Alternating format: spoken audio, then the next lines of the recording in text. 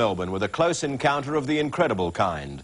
In the early hours of Friday the 13th, Melbourne may have been host to visitors from another place. That's right, the aliens could be back in town, following about 50 reported sightings of a UFO over Bayside suburbs. And they may have been hovering in our skies for the past 7 months. Mark Gillies reports this time the intergalactic guests may have left a calling card.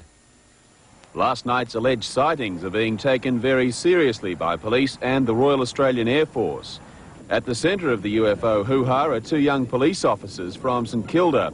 Their response to calls reporting strange lights and a 10-metre cylindrical object hovering over Point Ormond at Elwood led them to this strange burnt patch. It was dark at the time we looked at it, and we were quite curious because quite frequently we get people having bonfires and barbecues here, but as you can quite well see that there's no firewood or anything, and at the time when we checked it at 3 o'clock this morning there was no firewood, so we had to treat it as if something unusual had happened. Constable Dolan says witnesses around St Kilda reported 2 orange lights glowing at either end of the object and a blast of light as it took off. They claim that blast left the strong fuel smell and the burn. Well, in light of what's happened overseas, particularly in the Soviet Union, I'm liable to believe anything at this stage. But the sighting wasn't only made here at St Kilda.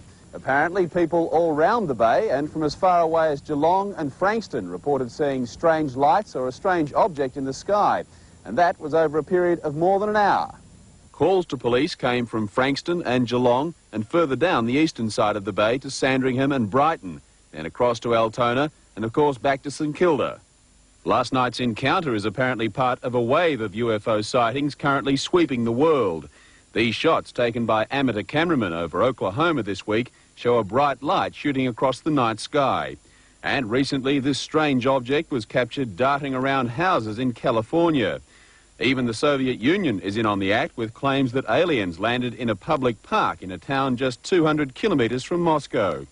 Maybe it won't be too long before we no longer have to guess at what Martians really look like.